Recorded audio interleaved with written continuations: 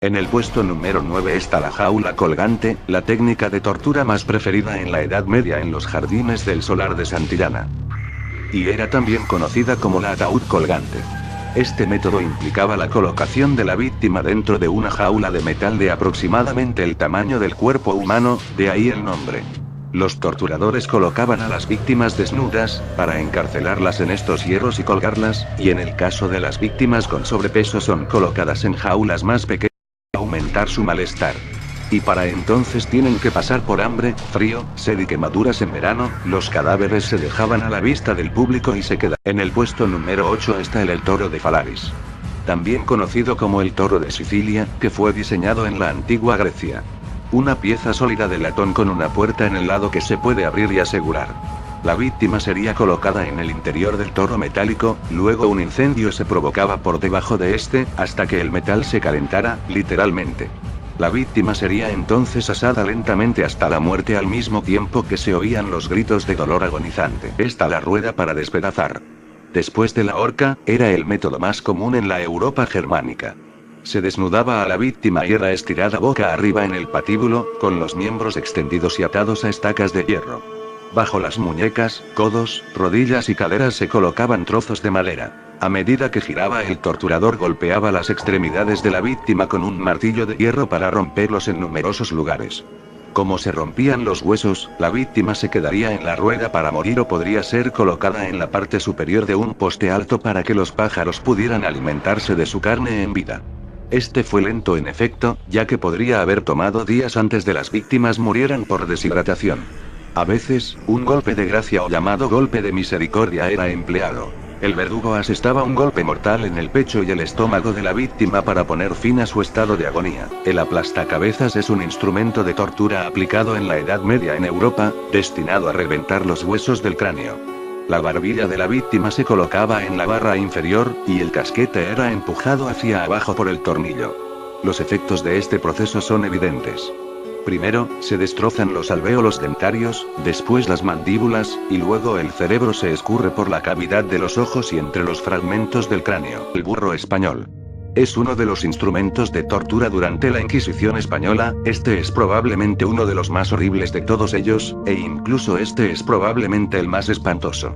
El burro español dieron a las víctimas un viaje increíblemente horrible, y he aquí por qué. La víctima se colocaba desnuda, en el aparato, lo que es en realidad una tabla de madera vertical con un cuña, afilada en la parte superior de la misma.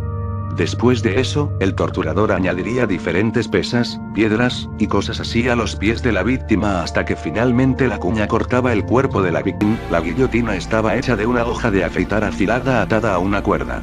La cabeza de la víctima se colocaba en el centro del marco, así se dejaba caer la hoja que cortaba la cabeza del paciente en un instante. El garrote vil. Así es, y en mi opinión es mi método de tortura favorito en base de la Inquisición española.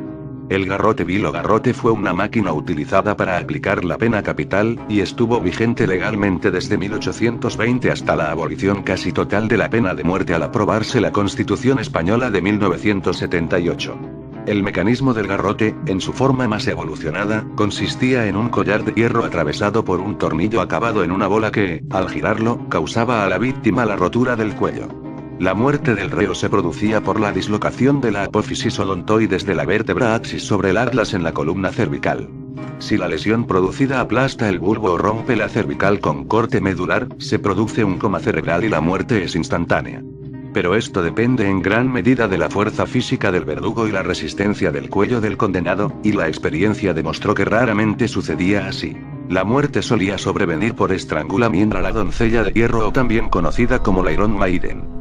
Este artefacto con forma de sarcófago antropomorfo de 2 puertas, y con clavos en su interior que penetraban al cerrarlas en el cuerpo de la víctima. Las puntas afiladísimas le penetraban en los brazos, en las piernas, en la barriga y en el pecho, y en la vejiga y en la raíz del miembro, y en los ojos y en los hombros y en las nalgas, pero no tanto como para matarlo, y así permaneció haciendo un gran griterío y lamento durante 2 días, después de los cuales murió. Y en el puesto número 1 y la codiciada medalla de oro es para el método de colgar, arrastrar y descuartizar.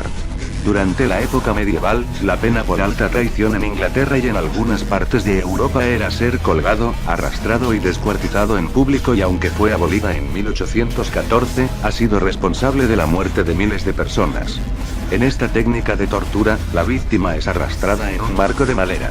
Entonces eran colgados por el cuello por un corto periodo de tiempo hasta que estaban cercanos a la muerte por estado de ahorcamiento, seguido de destripamiento y la castración, donde las vísceras y órganos genitales se queman delante de la víctima. La víctima entonces se dividirá en 4 partes separadas y se decapitaban, ya sea en cuartos o en público.